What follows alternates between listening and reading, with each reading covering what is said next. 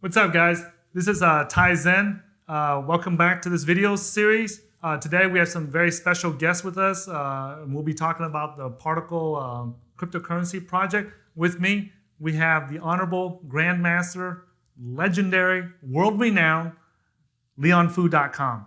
All right, the great oracle of cryptocurrency. And then with us in the studio also, we have Micah Sproul, and he's one of the advisors on the Particl project, and he's a longtime veteran cryptocurrency investor. Say hello, Micah. Hi. All right. And then with us, joining us live from South Africa, we have Rhino Matti.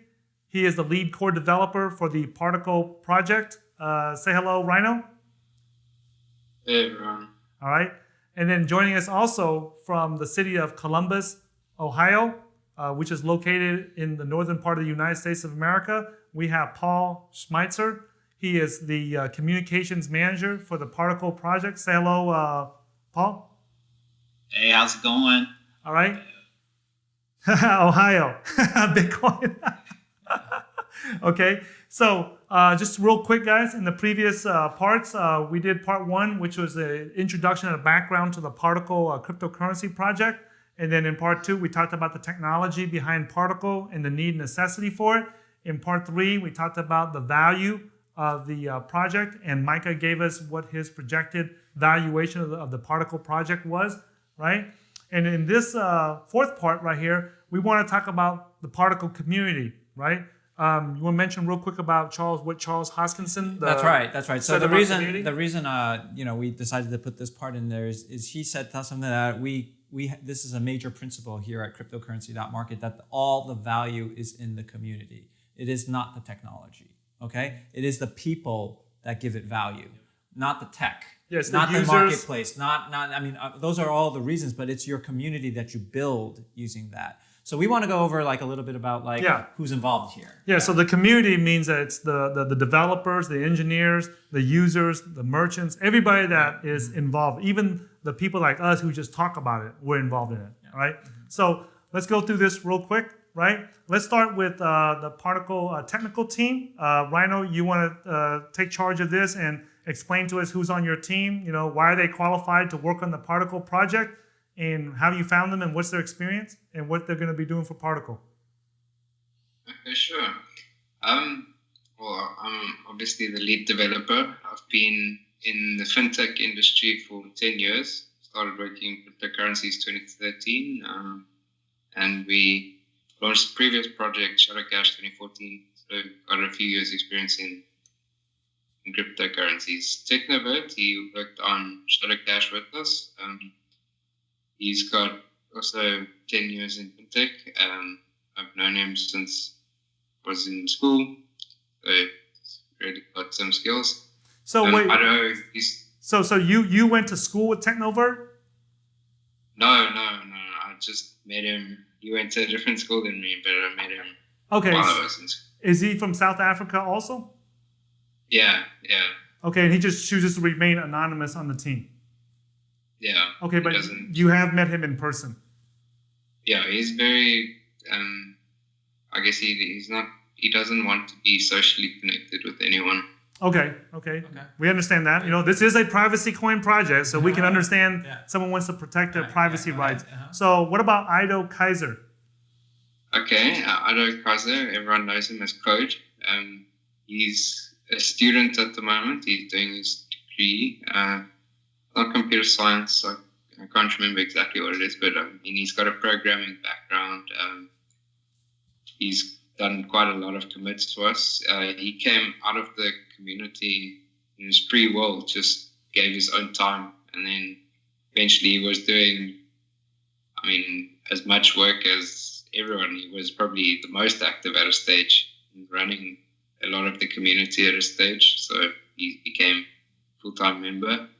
And then there's the source, Shazzy. He's been advising us since end of 2014 with a lot of the projects. The ring signatures, like after the stealth addresses, he gave a lot of input, and we had loads of discussions on the actual anonymity and privacy, possible attacks. He's got lots of experience from different projects that he's worked on. And but he brought that experience to the team. He's there every day, putting in hours, helping us with testing and doing research on whatever else is being worked on. He's a really awesome guy to work with. Okay, so it's safe to say that you've had. Would you be safe to say you've had more than a year of experience working with these guys? Yeah, no, I've been working with all of them with Good just about a year, maybe year and a half. But the rest of the guys since 2014. Okay. All right. So let's go to the Particl business and marketing team. You want to cover this real quick, Paul, starting with yourself? Sure. Yep. For Particl, I head up the communications. I don't have a technical background. In real life, I'm an architect, licensed architect. I do healthcare, hospitals for about 20 years, so a long time. I got into crypto in 2011 and stumbled on Shadow Cash and the privacy project when I was, investing in privacy coins back when they were first starting. So really liked the team and what they were producing. So I became an active member in the community. And then when we did this pivot, I tried to plug myself in with some of the expertise I know with marketing and communications, just through my real life job. We have CRZ, I call him Cruz, but he's a developer. He's been on longer than me. He's the branding expert, does all our front end UI UX stuff, does back end stuff a little bit, and he's just a real integral part of Particl. He probably could have been even on the first slide. A new member to the team just for Particl is Hank. Yeah, he's from South Africa, I believe, Rhino. That's right. And he came in. He's not got a crypto background, but he's a strong project manager. So we brought him in to help us spearhead pivoting to Particl, and he's on full time to help us move forward, deliver on our roadmap, deliver on any of the new research and development stuff we're going to plug in. Is a real strong member of just making sure we're doing what we got to be doing and hitting deadlines. Nick's been around for a long time in the Shadow Cash community and then into Particl. He's a community member just like I was that just got more and more involved. He's the treasurer. And then at EDU Online, he was involved as a community member in Shadow Cash. He's again, an active community person and has stepped up as we did to this new project. And then there's a whole list of people, like you said early on, there's a whole list of people that are really active in the community and have really stepped up, especially with this new Particl pivot that we've done. And, we only had room for a few of the slides, but our whole team's on Particl.io. And then we have probably about 3 or 4 members. I'd just like to give a quick shout out, CryptoGuard and BB2K16, and then Dross and a couple other guys that have stepped up, especially in the last few weeks, writing articles, working the Slacks, everything. They just have a passion, just like all of us, and have really stepped up and hopefully building the community with that too.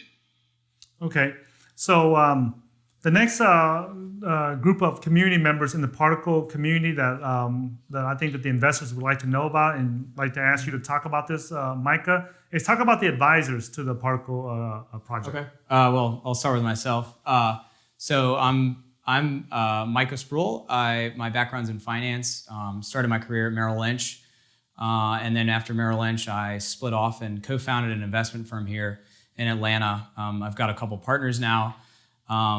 We are basically a quant finance firm, so everything we do is computer science based. And going with that flow of logic and that interest, my partners and I have all been very big fans of cryptocurrencies for several years now, starting with Bitcoin, and then we got into altcoins and other cryptocurrency projects.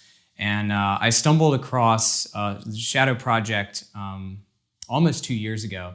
and was immediately interested in it. And I got very involved, and myself and friends and my business partners, we all started buying up the coins because we saw that there was huge potential with the project. And so for over a year, I was simply a community member and an investor. And then early last fall, I started getting more involved in the project, and I came aboard as essentially an advisor to help kind of restructure and figure out what to do with the Shadow project and kind of how to take this mainstream. I brought in new contacts, connections. I help out with marketing, PR, finance, anything business related, anything investment related, portfolio management, all different facets of the project. I also want to include this, and I think that it would be helpful for the investors to know this, because when I first met you, one of the first things I asked was, why are you involved in this? Why did they recruit you, or why did they bring you on as an advisor, right? Yep. And you had mentioned that because of your background in finances and everything, and in the VC world, you said that the Particl project wanted to bring you on so that they have an actual structure or a compliant, I should say, means, because you were telling me how the current ICO projects out there were not compliant. Right, there's all sorts of hurdles and your obstacles. role was to make sure that it fits within compliance. Right, there's all sorts of obstacles that we've had to deal with legally. That first we didn't foresee these issues with Shadow Project, and then when we started meeting with legal counsel, two different groups of attorneys we met with, they all said, yeah, the way you guys would like to do this is not compliant anymore. Even to the point that last year there were projects that did this stuff that may have been kind of gray area. They said that those projects might be facing legal hurdles in the future. And so when we did this entire shift, it was with some legal constraints in place. And so I was one of the members that had to help kind of sort this out. And also, so from a legal perspective, but also from the fundraising, finance, right? Because you said that the way that ICOs are raising money is not. There could be arguments made to how projects are raising capital right now. Is going to come back to bite a lot of people pretty bad, because you're raising tens of millions of dollars or $5 million, $10 million with zero product, zero white paper. There's a couple products I could name that have done that. And it just doesn't make sense. I don't understand why anyone would fund a project like that. VCs certainly wouldn't. If anyone did their due diligence on a project and went to check the boxes, most of these, at least projects I've seen in the past, they wouldn't pass. And so what we wanted to do is bring a structure in place, something responsible, which is why we did the seed round before doing a primary round. And we'll go into detail on that in the next part. Yeah. Right. But basically, this is how it works in the real world. This is when you're trying to attract serious professional capital, we had to structure the project this way. So that people on Wall Street and just professional finance so they can look firms, back at how you've done this in the past, how you historically have done this, and say, hey, these guys understand how it works. Okay, sure. So I wanted. Right. And then what about talk about Jan Alleman? So Jan is a good friend of mine. We go way back. He's actually a structural engineer at Ferrari in Italy. Really smart guy. Really analytical. He helps with business strategy and PR. He's also been one of the liaisons on our legal side. He's hosted a lot of calls with legal counsel. So he's basically not only a friend of mine that I brought on, but also he's been a long-term Shadow Project community member and token holder. And so he's taken a vast interest in the project to help it get to where it is today. So that's Jan. And then Joe's a very passionate community member from the Shadow projects. He was actually one of the original miners when it was proof of work and then switched to proof of stake. Joe knows so many different people in the community, all the guys on the team, the history of the project. And he's also he functions as our e-commerce strategist. And we have you said we have a scheduled interview with him just to focus on the Particl marketplace and go in more depth about why. Yeah, so there's questions, I'm trying to answer as a vendor that I'm not really familiar with. He's a vendor in real life on Amazon and different platforms. Sure. When he saw the project and what it's trying to do, especially with Particl, he's been super enthusiastic with it because this is an answer to so many of his prayers, like he said. He said as a seller, this is gonna fix a lot of issues I've had with Amazon and different platforms. Okay. So he that's what he does in real life. And so he could be a witness and a evangelist to why this is so important. Okay. So just also full disclosure too, I have a bias for Ferraris because I think that's the best supercar out there. So the fact that Jan works at Ferrari, I'm going to be biased about it. Yeah. Okay, so just break. Maybe you can get us a break. Because he and I were discussing whether we go with the Lamborghini Huracan or the McLaren 570 or the Ferrari 458. Yeah. I favor the Ferrari for our business, so I'm going to have a bias there. Just full disclosure. Okay, so all right. Okay, so talk about the people involved in the Particl project here. One of the things as an investor, is that if Rhino and these developers and even you and Paul, right? If you guys are good, especially on the technical side, why aren't you working at like Google or Facebook, right? This is one of the things that when we talked to Charles Hoskinson, the former co-founder of Ethereum, when we were discussing this with him, he's one of our trusted advisors to our business. So when we were talking about what we were doing research on this, he said, why aren't these guys working? If they're good, why aren't they working at Google or Facebook? Yeah, and I'll go into this a little. The question is that this is from Charles again, is that, you guys can't outpay these guys. You don't have anywhere near their resources. So you have, if you want to attract talent, if you want to build community, remember he always says the community, that what gives the project value is its community, right? You need to have a strong cause, a vision, a mission statement to attract people to come to your community, because they can't just come here because they want to make money. They can make money if they're good. They can make money elsewhere that they can make more money, right? Yeah. So what do you believe is what do you believe, like what is the mission? Why should people come and join the Particl community? Like does this community believe in? What is their mission statement? Yeah. I think Paul can answer that, touch on that. Yeah. Right. Yeah, and I think you hit it on the head. As far as passion, sure, you can go work. You're really smart. You can go work at one of these big firms and stuff. Why do startups even get started? It's because people have passion and they're trying to solve a problem. So that I think that's where a lot of our community members are excited, because here's a project they're passionate in, and how can they help contribute? And we started to see that even with Particl. So just a basic on what Particl is. We're trying to be and everything. It's going to be an open source, decentralized privacy platform, and it's specifically built for global person-to-person, business-to-person e-commerce. And the problem we're trying to solve is private person-to-person transactions. So, we're creating a decentralized platform that enables private transactions. And it could be for goods, it can be for services, information, or even wealth. If you're just doing a currency-to-currency trade, all that can happen on the privacy platform. From maybe some feedback from Rhino here, because you work with some of the developers, Rhino, what has been your experience of why people gravitate towards working on the Particl project with you? What have you noticed is their incentive? Because obviously, the fundraising and everything, you guys are not going to be able to get paid, $200,000-$300,000 a year, or $100,000 a year doing this. So what's prompting or motivating these guys to come work for the Particl project? A lot of the guys have been really enthusiastic about their privacy. So, like the devs, for instance, really love their privacy. I guess that's been a big factor that's attracted people. The fact that we're willing to work on privacy projects. Okay, so so basically the main motivation or cause or mission that these guys come gravitating towards the Particl project is the privacy. Not only that, but I think what got me into the projects in the beginning was just it was cryptocurrency. I love what it stands for.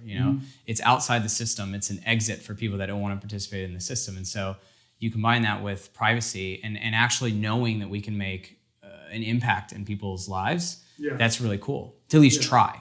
Yeah, and that was similar to the reason why we got involved into researching these privacy coins and looking into Particl and stuff, was because, ultimately we're an investing channel. So the first priority is making money from the privacy coins. But the second motivation was that we do have a Make it- strong belief Yeah, you can that make an human impact. privacy rights should be protected, Right. and that governments and institutions and businesses should not be spying on us for no reason, Right. without our permission. Right. Yeah, and a platform like this levels the playing field Yeah. for vendors and sellers. And- It says, hey, anyone can set up shop. Just because eBay or PayPal or Amazon says you can't sell that, or we don't want you here, or they ban you for whatever reason, it says, hey, everyone's welcome. Everyone can use it. Okay, so let's talk about the governance for Particl, right? How is the project governed? In other words, when we talk about governance, for the investors, it's who makes the final decision. Okay, Yeah.